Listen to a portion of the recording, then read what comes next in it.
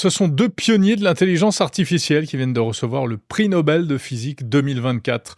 L'Américain John Hopfield, 91 ans, et le Britanno-Canadien Geoffrey Hinton, 76 ans. Alors ce n'est pas la première fois que l'IA est récompensée par la prestigieuse Académie royale des sciences de Suède, mais évidemment, en cette période de boom de l'intelligence artificielle, c'est une récompense qui ne passe pas inaperçue et qui montre l'importance croissante de l'IA dans le monde scientifique et technologique. Qui sont ces deux lauréats ? Ils ne sont pas très connus du grand public comme d'habitude. Ils ont été distingués pour leurs découvertes et inventions fondamentales ayant permis, je cite, le développement de l'apprentissage automatique avec des réseaux de neurones artificiels. Ce sont donc les fameux réseaux de neurones.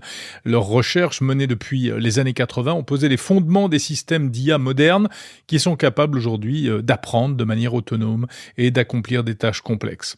Geoffrey Hinton, considéré comme l'un des pères fondateurs de l'IA, s'est particulièrement démarqué avec ses travaux sur ces réseaux de neurones qui s'inspirent du fonctionnement donc du cerveau humain et qui ont ouvert la voie à de nombreuses applications concrètes comme la reconnaissance faciale, la traduction automatique ou encore l'amélioration des diagnostics médicaux.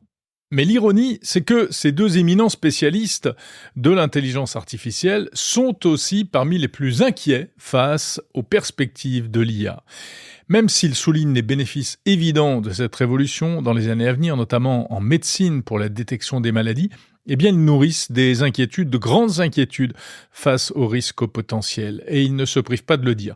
Geoffrey Hinton s'était fait remarquer en mai 2023 en quittant la société Google où il travaillait depuis 10 ans. « J'ai soudainement changé d'avis », expliquait-il alors au magazine du Massachusetts Institute of Technology, le MIT. « Je pense que ces IA seront bientôt beaucoup plus intelligentes que nous. » Avant d'ajouter « Comment allons-nous survivre à cela ?» Geoffrey Hinton craint surtout les effets délétères sur la société, l'IA pouvant devenir une redoutable machine à fabriquer des fausses informations pour influencer les élections, ou encore une arme logicielle pour inventer des armes chimiques et des robots tueurs, sans oublier les répercussions sur les emplois et donc sur l'organisation de la société. On connaît toutes ces craintes, mais il a été l'un des premiers à les exprimer. Et puis Geoffrey Hinton évoque aussi à demi-mot cette vision apocalyptique de science-fiction d'une intelligence artificielle devenant supérieure à l'intelligence humaine. Il dit « Nous n'avons jamais côtoyé quelque chose de plus intelligent que nous ». Et c'est vrai au fond, c'est ça la véritable source de notre peur face à l'IA. C'est que nous sommes habitués depuis la nuit des temps à être concurrencés sur le plan de la force physique, par les animaux, les machines, etc., qui décuplent nos possibilités, mais jusqu'à présent, rien ne pouvait dépasser nos capacités intellectuelles, et on a toujours évolué dans l'idée que nous étions au sommet de la pyramide de l'intelligence. Or, désormais, voilà une terra incognita qui se profile, une potentielle intelligence supérieure à la nôtre.